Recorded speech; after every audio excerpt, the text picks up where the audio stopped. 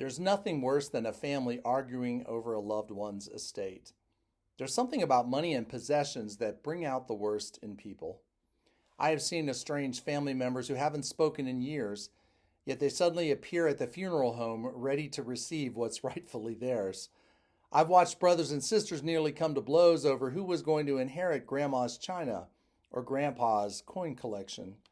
Make no mistake about it, there's nothing worse than a family arguing over a loved one's estate. There's something about money and possessions that bring out the worst in people. And even those who consider themselves to be good Christians can begin to act like sharks at a feeding frenzy when money is involved. And this is Luke's context for our gospel lesson, where someone in the crowd asked Jesus, "Teacher, tell my brother to divide the family inheritance with me." Obviously, there's a squabble over the recently departed's estate, and this unidentified stranger wants Jesus to settle it. Thankfully, Jesus does not take the bait. He replies, "Friend, who set me to be a judge or arbiter over you?" This is a polite way of saying I wouldn't touch a request with a 10-foot pole. I'm not getting in the middle of your family drama. Your family will have to sort this out for themselves. And then Jesus says something that's important for us to hear. Take care. Be on your guard against all kinds of greed, for one's life does not consist in the abundance of possessions. And I'm sure that most people in the crowd assumed Jesus was saying this to the man with the inheritance squabble and not to them. But we know Jesus. He never lets anyone off the hook, including us. And so he does what he often does in order to get everyone's attention. He tells them a story. Listen up. I have a story for you. The land of a rich man produced abundantly. He was blessed by God beyond his wildest expectations. And he says to himself, what should I do with all this bounty? My barns aren't big enough to hold it all. I'm sure someone will steal it from me if I leave this harvest out in the open. Oh, I know what I'll do. I'll pull down my barns and build bigger ones, and they will have strong doors with big padlocks. And then I can sit back and relax. I won't have a care in the world.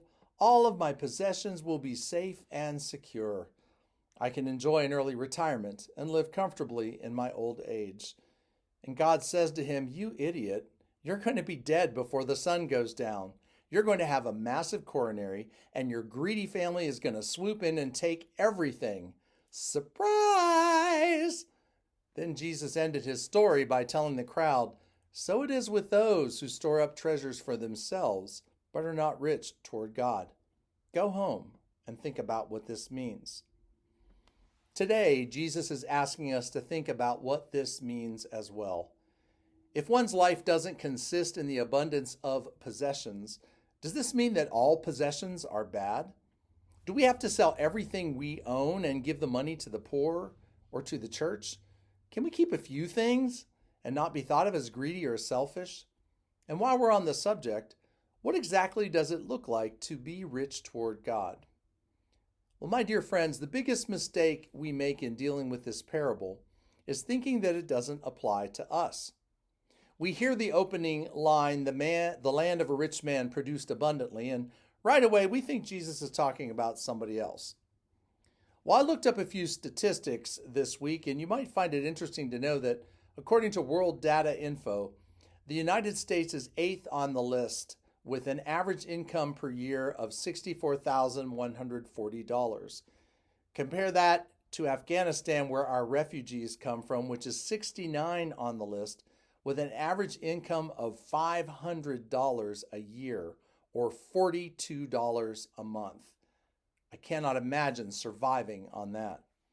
Furthermore, the International Monetary Fund says that the United States gross domestic product per capita is set at $76,000 and Afghanistan at $2,456.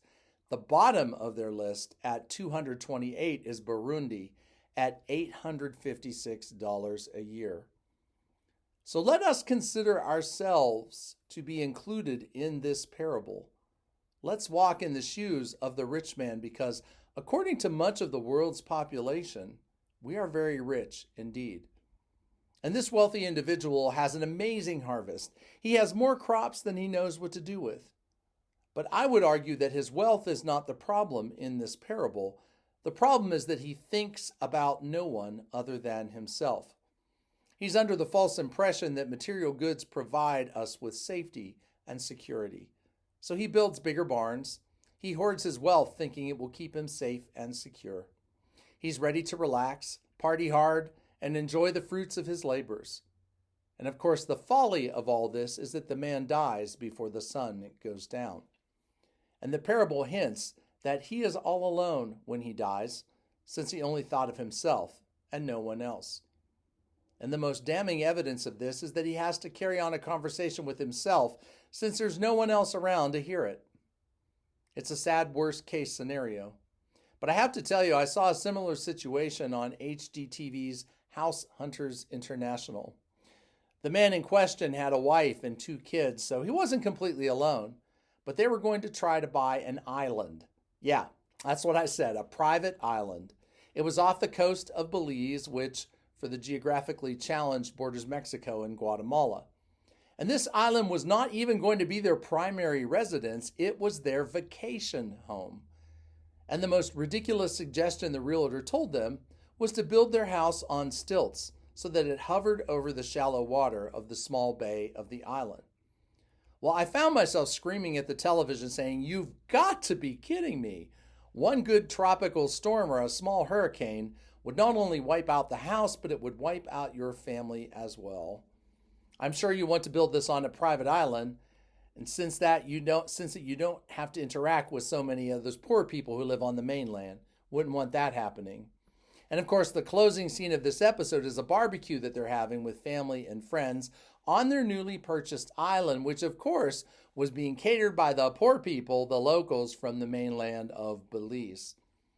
Well, I'm beginning to think that watching House Hunters International is not good for my emotional or spiritual well-being. Maybe I should stick with action flicks instead. Well, the whole scenario made me think of the rich man in today's parable. And I'm sure you would agree that both of these men are acting very foolishly indeed. But upon further reflection, I also came to the realization that we're not off the hook in this parable either.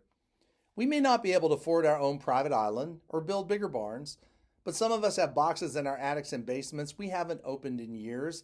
We have no earthly idea what's even in them. Some of us have collections of things we keep dusting off every time we clean, but we rarely look at them or appreciate them. I say all this not to scold you. I say this because we are the rich man in the parable, whether we care to admit it or not. That being said, the issue Jesus is trying to address is not the rich man's wealth, it's his attitude toward it. His attitude is abundantly clear. He is only thinking of himself. It never dawned on him to share his amazing harvest with those in his community who were poor and hungry. It never dawned on him that everything we have is a gift from God. We're not supposed to be hoarders of God's gifts. We're supposed to be stewards of them. And Jesus is telling us that it's very easy to be possessed by our possessions. Therefore, we need to take care and be on guard, because life does not consist in the abundance of possessions. And the sooner we learn this lesson, the better.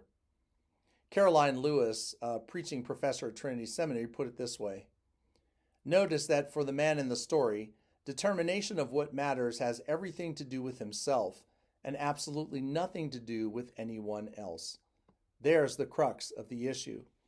Our criterion for possessions in the end should not be about what we amass, but what we have that has meaning, and meaning should be determined by the presence of someone else." She goes on further to say, what you have, what you keep, what defines you materially is a measure of yourself and who God asks you to be. It's not all easy. How do you choose what to keep, what to give up, and what are the criteria?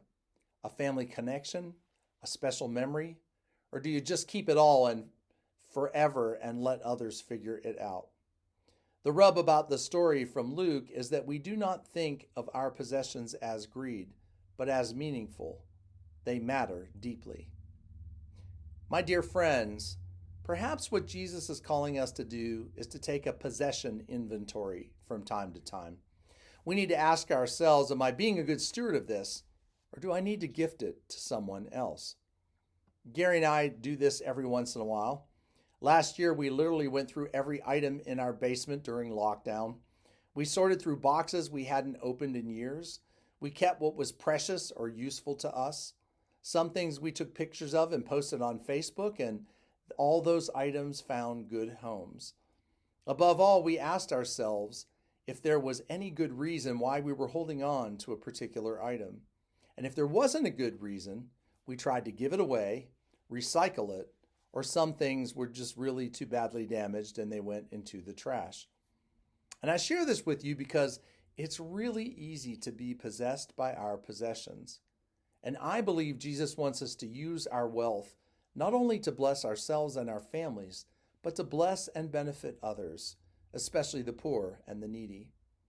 May this parable cause us to pause this week and think about the wonderful harvest of wealth and material resources that God has given each and every one of us. May we be good stewards of these things and see them as an opportunity to bless others in the name of Christ. Amen.